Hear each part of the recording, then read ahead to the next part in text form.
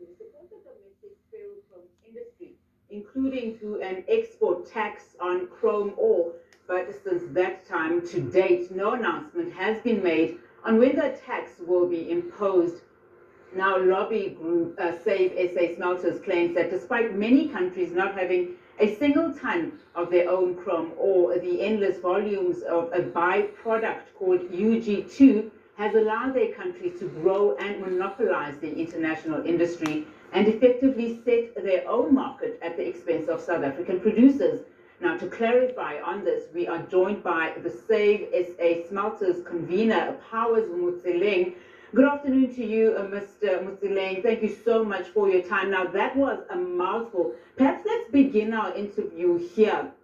How would you describe, the handling of government, of how they've handled just the production of ferrochrome? I mean, we know that before 2012, South Africa was the largest producer of ferrochrome in the world. In fact, it was even the most cost-effective ferrochrome. Can you describe just what went wrong? Good afternoon, Unachi, and to your viewers. Thank you very much for the opportunity. And it's really very difficult to swallow that South Africa, we have 80% of chrome raw material in South Africa, in the world. And we used to be, as you said, the largest producer of ferrochrome, which has been really stolen from us by China because of our platinum mines that they produce UG2 and they sell it at a very, very low cost. So basically, our biggest problem is the UG2 that are sold at really, really low rate because it's not their core business as the platinum miners. Now, before we go into the tax issue that you are recommending that South Africa impose, in my introduction, I said that many countries not having a single ton of their own chrome ore are now using a byproduct called UG2 at the expense of this country. Explain to us what that means. It simply means that we as South Africans, we don't have any control of our minerals, and that these minerals are not really benefiting our country from tax perspective.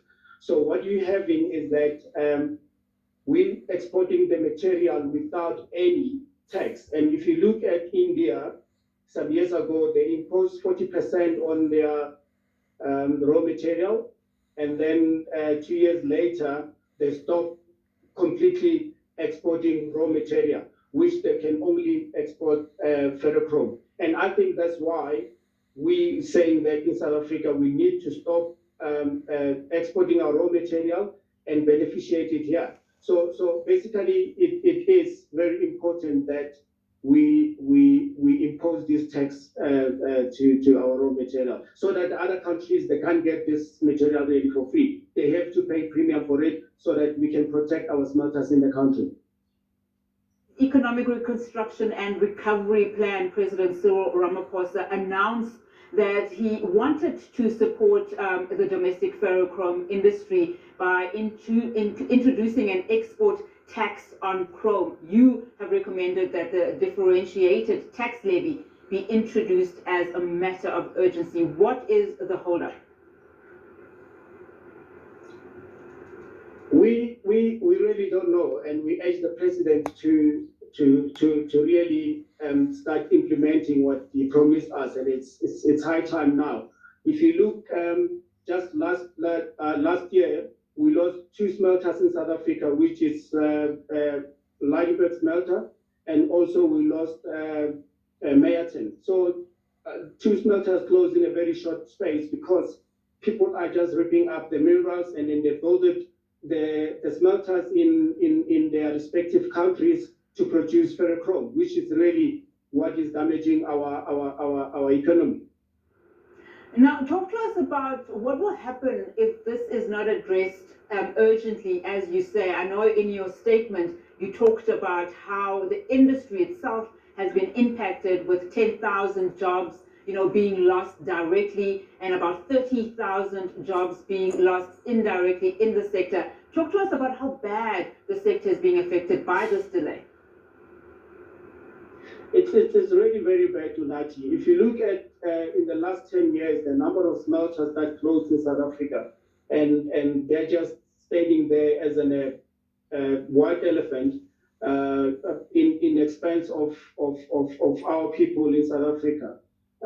It's really very shocking. So basically, if we don't address this thing, we're gonna get some more smelters closing going forward.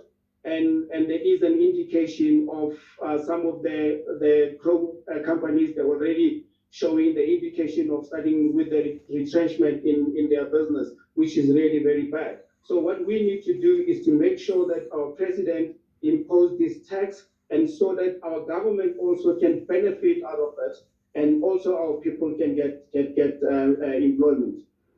Now, one is having a very hard time to understand what the holdup is, particularly if you look at just some of these decisions that could have been taken even before this pandemic.